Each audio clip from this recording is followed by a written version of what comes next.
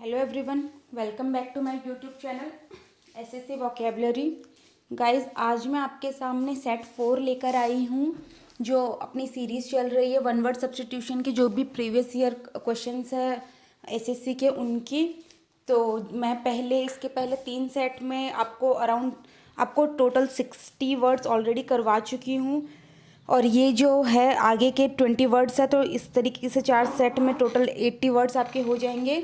तो आप इनको प्लीज़ एक साथ में लिखकर अपने शॉर्ट नोट्स बना के, जो आपको आते हैं उनको छोड़कर बाकी का नोट्स बना के इनको रिवाइज करते रहिए, ताकि एग्ज़ाम तक आपकी वोकेबलरी काफ़ी स्ट्रांग हो सके। और वैसे गाइस, बाकी अगर आप एनटीपीसी इनके भी अगर दे रहे हैं पेपर, तो उनमें भी वैसे ज़्यादा तो इनका यूज़ नहीं रहेगा।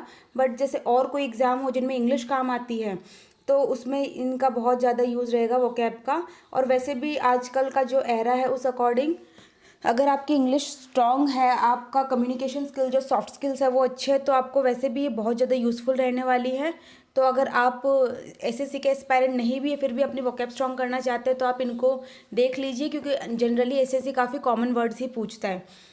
Now guys, without further ado, let's get started. Now guys, जो आज का फर्स्ट वर्ड है वो है एपियरी। एपियरी का मतलब होता है जहाँ पर मधुमक्खियों को रखा जाता है या मधुमक्खी पालन किया जाता है, तो उस जगह को अपन बोलेंगे एपियरी। तो इसके अंदर जैसे अगर एपियरी को आप इसके साथ में आप जैसे एपीकल्चर वर्ड भी, जैसे बहुत सारे जो होते हैं, जैसे मधुमक्खी पालन को एपीकल्चर कहते हैं, जैसे सेरीकल्चर होता है और भी काफ़ी होते हैं। तो इस अकॉर्डिंग आप याद रखिए कि apiary where bees are kept, और एपीकल्चर जो होता है मधुमक्खी पालन होता है। Now guys, the next word is apoplexy. तो आपने सुना होगा मूर्छा की बीमारी, जिसको कई बेहोश हो जाना, उसको कहेंगे अपन एपोप्लेक्सी। और इसको जैसे मैंने लिखा भी है, unconsciousness resulting from cerebral stroke, या फिर जो माइंड में जो सेरेब्रल हेमरेज हो जाता है, उससे मतलब जो अचानक, कई बार देखा होगा आप लोगों ने, कई लोग में बीपी लो वगैरह की वजह से भी कई बार अचानक गिर जाते हैं, तो उनको अपन बोलेंगे मूर्छा की बीमारी।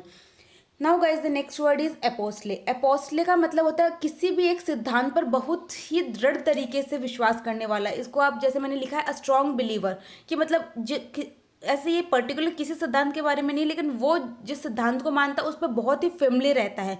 फिमली मतलब भी दृढ़ निश्चय ही होता है।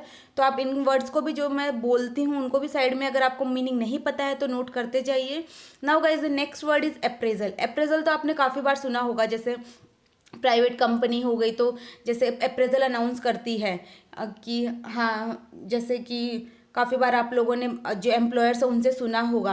तो ये एक्चुअली होता क्या है, ये होता है एक एक्ट ऑफ असेसमेंट। और आपने काफ़ी बार ये भी सुना रहेगा, जैसे स्कूल्स में होता था, असेसमेंट्स होते थे कॉपीज़ के, जो कि कैसे बच्चों ने कॉपी रखी है, हमारे तो स्कूल में होते थे। तो काफ़ी और भी स्कूल में मैंने देखा है होता ही है। तो असेसमेंट मतलब होता है जांच करना, तो आप इसका भी अलग से लिख लीजिए, असेसमेंट मतलब होता है जांच करना।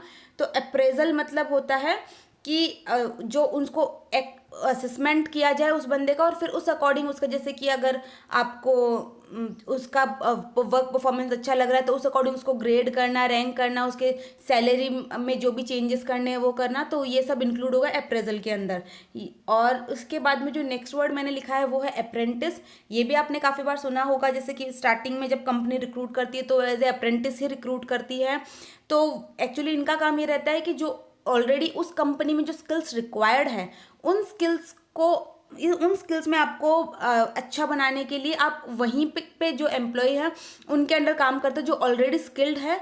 तो जैसे मैंने लिखा भी, who is working to learn skills under a skilled worker, तो वो लोग हो जाएंगे अप्रेंटिस। ये और जैसे ऊपर जो था असेसमेंट, उसका एक और हिंदी मीनिंग मूल्यांकन भी आप लिख सकते हैं। Now guys, the next words are, इसमें जो फर्स्ट वर्ड है वो है एक्वेरियम। एक्वेरियम भी आई सपोज काफ़ी लोगों को पता होगा। ये जो एक जनरली एक शीशे का एक सेटअप तो नहीं बोल सकते, एक शीशे का रहता है जिसके अंदर जो अपन फिश या फिर वाटर प्लांट्स रखते हैं। ये काफ़ी घरों में एज अ डेकोरेटिव आइटम भी यूज़ किया जाता है, कई लोग शौकीन भी होते हैं। तो ये उसको अपन बोलेंगे एक्वेरियम। और सेकंड जो मैंने वर्ड लिखा है यहाँ पर वो है एक्वेटिक। तो एक्वेटिक तो मैंने वैसे अपने जब लास्ट वीडियो में जब मैं आपको एम्फीबियन बता रही थी तब मैंने बताया भी था कि एक्वेटिक वो हो जाएंगे जो सिर्फ और सिर्फ जो पानी के अंदर रहेंगे, वो वाले जो एनिमल्स है वो एक्वेटिक के अंदर काउंट हो जाएंगे। नाउ गाइस, जैसे वैसे गाइज मैं आपको पहले ये बता देना चाह रही हूँ कि जैसे जैसे मैं बोलती जा रही हूँ तो आप बिल्कुल अपने स्क्रीन पर बिल्कुल रखिए कि हाँ अभी मैं इस वर्ड पर आ चुकी हूँ और इस वर्ड से चल रहा है। तो बिल्कुल जो भी है आपको साइड में, इतना मैं तेज बोल नहीं रही हूँ, आप साइड में एकदम शॉर्ट नोट साथ ही साथ बना लीजिए ताकि आपको वीडियो दोबारा देखने की जरूरत ही ना पड़े। Now guys the next word is arable.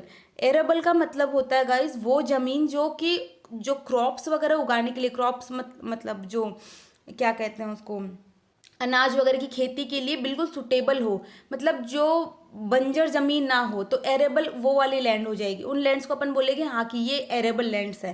जैसे किसान वगैरह यहाँ देख के बता दे कि हाँ ये, हाँ इसको आप लिख सकते हैं उपजाऊ, फर्टाइल लैंड जो होती है ना, तो वो जो लैंड्स रहती है वो सुटेबल रहती है ग्रोइंग ऑफ क्रॉप्स के लिए। Now guys the next word is arbitrator. Arbitrator आपने काफी बार सुना होगा, जो वो बोलते हैं ना बिचौला बोल सकते हैं या मध्यस्थ बोल सकते हैं, या जो बीच में मीडिएटर जो मैन होता है वो, कि एक ऐसा बंदा जो दो पार्टीज में अगर कोई डिस्प्यूट चल रहा है तो या तो जैसे म्यूचुअल अंडरस्टैंडिंग से उसको बुलाते हैं कि हाँ भाई तू बता कि क्या है एक्चुअली इसका क्या होना चाहिए सोल्यूशन, तो वो पर्सन रहेगा। जैसे मैंने लिखा भी है person appointed to settle disputes, तो वो हो जाएगा अपना arbitrator. Now guys the next word is ascent. Ascent का मतलब तो काफ़ी वैसे कॉमन है कि किसी भी चीज़ को अपना एसेंट दे देना, मतलब कि किसी भी चीज़ पे एग्री कर जाना कि हाँ इसको मेरा एसेंट है इस चीज़ को। तो जब भी आप एग्री कर जाते हो किसी बात पर, अपनी एक तरीके से हामी भर देते हैं, तो वो हो जाएगा एसेंट के under. Now guys the next word is architect. Architect तो आपको पता है जो भी बिल्डिंग का नक्शा बनाने वाले जो होता है उसको कहते हैं अपन आर्किटेक्ट। और इसके बाद में जो नेक्स्ट वर्ड है आर्काइव। वैसे अगर आपको इसमें से ये लग रहा है कि कुछ वर्ड्स काफ़ी ईजी हैं तो गाइज इसमें मेरी कोई मिस्टेक नहीं है, आप जाकर एसएससी के पेपर चेक करिए, उसके अंदर ये आए हुए हैं। और दूसरी बात, इन वर्ड्स को लेने का मतलब एक ये भी रहता है, जैसे कई बार ये क्या स्पेलिंग करेक्शन में आ जाता है तो कुछ कन्फ्यूजन हो जाता है, तो वो भी आपको वैसे भी 1 मार्क ही दिलाएगा। तो आप ध्यान रखिए कि जो भी वर्ड आप यहाँ देख रहे हैं तो उनमें एक चीज़ ध्यान ही रखें कि इसका स्पेलिंग है ना वो आप ढंग से नोट करें, उसका आपको काफ़ी ज़्यादा बेनिफिट मिलने वाला है। तो चलिए अभी फिर से चलते हैं, अपने जो नेक्स्ट वर्ड था वो था आर्काइव। आर्काइव, और कई लोग आर्चीव भी कहते हैं इसे। नाउ गाइस इसका मतलब होगा कि वो जगह जहाँ पर गवर्नमेंट के रिकॉर्ड्स रखे जाते हैं। जैसे आपने देखा होगा कि कई गवर्नमेंट ऑफिस में भी काफ़ी जो एक काफ़ी साइड में शेल्फ बनी रहती है, वहाँ पर पुराने काफ़ी सालों तक के रिकॉर्ड, क्योंकि कई बार होता है कुछ ऐसा मैटर निकल आता है जब बहुत पुराने रिकॉर्ड्स भी चाहिए होते हैं, तो ये वो प्लेस होती है, इसको कहते हैं अपन आर्काइव। वैसे आपने अपने मेल में भी देखा होगा कि आर्काइव कर दो इस मेल को, वो काफ़ी दिनों तक रहता है वहाँ पर। तो ये एक इस तरीके से, जैसे अगर आपको जैसे आर्काइव का मतलब मालूम पड़ेगा तो हाँ जब भी आप जीमेल में देखोगे तो भी आपके माइंड में स्ट्राइक होना चाहिए, तो इससे क्या आप इसको डे टू डे लाइफ में भी यूज़ कर पाएंगे। Now guys the next word is arena. Arena मतलब होता है एक तरीके से आप कह सकते हैं जिसको हिंदी में कहते हैं अखाड़ा। सुल्तान मूवी के अभी रिसेंट जो थी उसकी वजह से काफ़ी नाम वैसे भी वापस सुनने में काफ़ी ज़्यादा आ गया था। और जैसे जो रणभूमि होती है जहाँ पर युद्ध वगैरह होते हैं उस तरीके का एरिया, जैसे मैंने लिखा है a level area surrounded by setting in which games और अदर एक्टिविटीज आर परफॉर्म। तो एक तरीके से एक लेवल एरिया होता है, उबड़ खाबड़ नहीं रहता है, क्योंकि मतलब इन लास्ट तो उन लोगों को वहाँ पर गेम्स की एक्टिविटीज़ वो सभी परफॉर्म करवानी रहती है। हाँ आजू बाजू में एक ऐसा अरेंजमेंट रहता है जहाँ पर स्पेक्टेटर्स वहाँ पर बैठ सके और आराम से देख सके। वैसे गाइस जैसे अभी मैं बोल रही हूँ आपको कि जैसे मैंने बोला स्पेक्टेटर्स, तो चलिए बताइए कि स्पेक्टेटर्स और ऑडियंस में डिफरेंस क्या है। आप अगर आपको आप में से पता है तो आप उसको कमेंट सेक्शन में लिखिए, और फिर उसके बाद में मैं उस कमेंट के ऊपर रिप्लाई करके आपको बताऊंगी कि हाँ एक्चुअली है क्या ये। जैसे कई बार होता है कुछ बहुत ही ऐसे वर्ड्स रहते हैं जो कि काफ़ी कंफ्यूजिंग होते हैं। जैसे फॉर एग्जांपल मैं आपको साथ ही साथ एक और दे देती हूँ, जैसे सी, लुक और वॉच, इन तीनों वर्ड्स में डिफरेंस क्या है, तो ये भी आप बताने की कोशिश कीजिएगा कमेंट सेक्शन में। बिकॉज गाइस कुछ क्या जो सेशन को इंटरेक्टिव बनाना भी ज़रूरी हो जाता है, तो आप कमेंट सेक्शन में इसका अपना रिप्लाई कीजिए। और अगर और कोई कमेंट कर रहा है आपको लगता है गलत है तो वहाँ पर भी आप रिप्लाई करने की कोशिश कीजिए। तो एरेना आपको समझ में आ गया होगा, वो एरिया जहाँ पर एक तरीके से ये गेम्स और परफॉर्मेंसेज होती है, और ये इस तरीके का सेटअप भी जिसमें पूरा लिख रखा है वो ही होता है इसमें। और अखाड़ा आप हिंदी में बिल्कुल इसका जो एग्जैक्ट है कि एरेना मतलब अखाड़ा होता है एक तरीके से। तो आपसे ट्राई कीजिएगा जब तक आपका कोई एग्जाम क्वालिफाई नहीं हो जाए, क्योंकि आपको तो मेन जो मोटिव है कि आपको मार्क्स लेने हैं, तो ट्राई कीजिएगा। कि जैसे अब अखाड़ा जब भी बोलने की बात आए तो आप एरे ना कहें उसे। Now guys the next word is arid. Arid का मतलब होता है गाइज वो वैसी प्लेसेस, जैसे फॉर एग्जांपल आपने सुना होगा अपने इंडिया के अंदर जैसे राजस्थान साइड की हो गई, तो ये जो ऐसी प्लेसेस है जहाँ पर बिल्कुल या तो नल क्वांटिटी में या फिर बिल्कुल नो रेन होती है, तो ऐसे जो होते हैं इनको बोलते हैं एरिड जोन। जैसे कोई अगर काफ़ी जैसे कुछ जैसे अपने जीके में भी आता है जैसे टेम्परेट जोन हो गए और एरिड जोन हो गए, सेमी एरिड जोन हो गए, तो आपको पता होना चाहिए कि आखिर ये होते क्या है। तो एरिड मतलब होता है बिल्कुल एक तरीके से जो सूखा रीजन होता है ना, जहाँ पर पानी की बहुत कमी रहती है, जहाँ पर मोस्टली कैमल्स वगैरह पाए जाते हैं, कैक्टस प्लांट्स पाए जाते हैं, उस तरीके का एरिया। तो गाइज याद रखिए एरिड। तो आप इसको इस तरीके से भी याद रख सकते हैं, जैसे एरिड को तोड़ दो ए और प्लस रिड में, तो रिड मतलब होता है एक तरीके से छोड़ना किसी चीज को। तो यहाँ पर एक तरीके से बादलों ने रेन करना ही छोड़ दिया है। तो इस तरीके से आप थोड़ा सा, आपको अगर कोई भी वर्ड में कुछ भी बिल्कुल याद नहीं रह रहा तो आप कहीं से भी कुछ भी लिंक मिल जाए जिससे आपके माइंड में एक बार पिक्चर बन गई, तो मैं काफ़ी मेरे एक्सपीरियंस से कह सकती हूँ कि वो वर्ड आपको काफ़ी लॉन्ग टाइम तक याद रहेगा। इनफैक्ट जैसे ही आप उस वर्ड को देखोगे आपको कहीं ना कहीं उस वर्ड के मीनिंग से पहले वो पिक्चर स्ट्राइक होगी और फिर आप उसको रिलेट कर पाओगे। तो guys try these things which I am telling you in extra also. Now guys the next word is Arsenal. Arsenal आप जो वर्ड है उसका मतलब होता है कि वो एक तरीके से आपने सुना होगा शस्त्रागार होता है, जहाँ पर ऐसे मिलिट्री के कुछ बेस कैंप्स में कि हाँ यहाँ पर जो इक्विपमेंट्स रखे गए हैं, वेपन्स रखे गए हैं, तो आर्सेनल उसी जगह को एक तरीके से कहते हैं कि अ कलेक्शन ऑफ वेपन्स और मिलिट्री इक्विपमेंट्स, वो जो होता है वो आर्सेनल के अंदर आता है। Now guys the next word is arsonist. Arsonist का मतलब होता है एक ऐसा व्यक्ति जो डेलिबरेटली, डेलिबरेटली का मतलब आप साइड में नोट कीजिए कि जानबूझकर, जानबूझकर या फिर नोइंगली, नोइंगली भी होता है जानबूझकर, ये नहीं अनजाने में नहीं, अनजाने का मतलब अनजाने को अपन बोलेंगे अननोइंगली।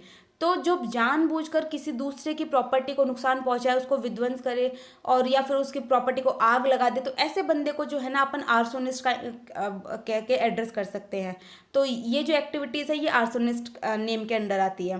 तो आर्सोनिस्ट क्या हो गया, who destroy others property deliberately या फिर who sets to the others property to fire, इस तरीके से आप इसको याद रख सकते हैं। Now guys the next word is artful. Artful guys वैसे तो आपको ऐसे देखने में लग रहा होगा कि हाँ जिसमें बहुत ज़्यादा कला भरी हो, बट गाइज नो, इसका सेंस ये नहीं है। इसका सेंस है क्लेवर, क्लेवर और स्किलफुल। वैसे तो आपको देखने में ये क्लेवर थोड़ा नेगेटिव मीनिंग दे रहा होगा, स्किलफुल काफ़ी पॉजिटिव मीनिंग दे रहा हो, बट जनरली इसको जो यूज़ करते हैं वो अपन थोड़ा सा नेगेटिव सेंस में यूज़ करते हैं कि एक तरीके से चालाक किस्म के जो बंदे होते हैं ना, जो मतलब अब अपने वो चालाकी से कुछ अपना काम निकलवा लेते हैं, उस तरीके से जो होता है ना वो आएगा आर्टफुल के अंदर। तो आप इसको थोड़ा सा रिलेट करके याद रखने की कोशिश कीजिएगा। Now guys the next word is artisan. Artisan मतलब आप बिल्कुल अगर आप आर्टिसन का लिखना चाहे बिल्कुल प्योर हिंदी में तो आप लिख सकते हैं कुशल कारीगर। कुशल कारीगर जो होते हैं वो होते हैं आर्टिसन। तो इसको जैसे मैंने एक लिखा भी है इसके अंदर लाइन के अंदर, expert in any skill of hand, मतलब जैसे आपने सुना होगा ना हस्तकला में माहिर। तो जो वो हस्तकला में माहिर या फिर किसी भी जैसे, और भी ज़रूरी नहीं हस्तकला के बारे में बात करें, और भी किसी को जैसे हाथ का हुनर आता हो, फॉर एग्जांपल चाहे कुछ ऐसे, कई बार अपन को घरों में ऐसे कामों की भी ज़रूरत पड़ती है जो जनरली हर कोई नहीं कर पाता, अगर वो उस काम में एक्सपर्टीज है तभी वो कर पाता है, तो इनको अपन कहेंगे artisan. Now guys the next word is aesthetic. Aesthetic का मतलब होता है, जैसे आपने सुना होगा ना योगी, ये भी इन्हीं के अंदर आएंगे, एस्थेटिक के अंदर ही आएंगे। वैसे जो इसका प्रॉपर जो एक्सप्लेनेशन है वो मैंने लिख रखा है, a religious person with strict way of life, जो बिल्कुल एकदम से कड़ी तरीके से अपने जीवन को व्यतीत करते हैं और बहुत ही ज़्यादा धार्मिक लोग होते हैं। जैसे फॉर एग्जांपल आप जैसे महाराज तरुण सागर है, इन लोगों का आप एग्जांपल माइंड में रख के वो याद कर सकते हैं इसको, तो उनको कहेंगे अपन एस्थेटिक लोग। नाउ आफ्टर एस्थेटिक अपन चलते हैं नेक्स्ट और लास्ट वर्ड आज के सेशन का, वो है एसेसिन। तो गाइज आपने एसेसिन या फिर एसेसिनेशन, वैसे कई बार ऐसा होता है जैसे अपन ने एसेसिनेशन वर्ड काफ़ी बार सुन रखा है, लेकिन अपन कई बार अचानक से एसेसिन पढ़ते हैं तो अपन को लगता है अरे ये क्या हो गया, लेकिन फिर वो क्योंकि अपन ने बस उसी वर्ड को उसी फॉर्म में पढ़ा होता है तो अपन को थोड़ा अलग में भी ऐसे याद करने की कोशिश करनी चाहिए। जैसे मैंने एसेसिनेशन ना करके, क्योंकि एसेसिनेशन लिख के मैं सीधा ही लिख देती कि हाँ भाई जो पॉलिटिकल हत्या होती है उसको एसेसिनेशन करते हैं, लेकिन एसेसिन क्या होता है कि किसी भी पॉलिटिकल जो काफ़ी नोन पर्सनैलिटी उसका मर्डर कर देना होता है एसेसिन। तो ऐसे भी याद रखो, कई बार होता है कि नहीं स्ट्राइक करती, जनरली ज़रूरी नहीं सबके साथ ही होता है बट कई के साथ होता है। तो एसएसएन का मतलब हो गया जो पॉलिटिकल पर्सनैलिटी, जैसे उनका मर्डर हो गया तो आप जैसे याद रख सकते हैं कि 90s के दौर में अपने जो लेट पीएम थे राजीव गांधी जी, उनके साथ में भी ऐसा हुआ था। तो एसेसिनेशन जनरली आप ये टर्म सभी यूज़ करेंगे।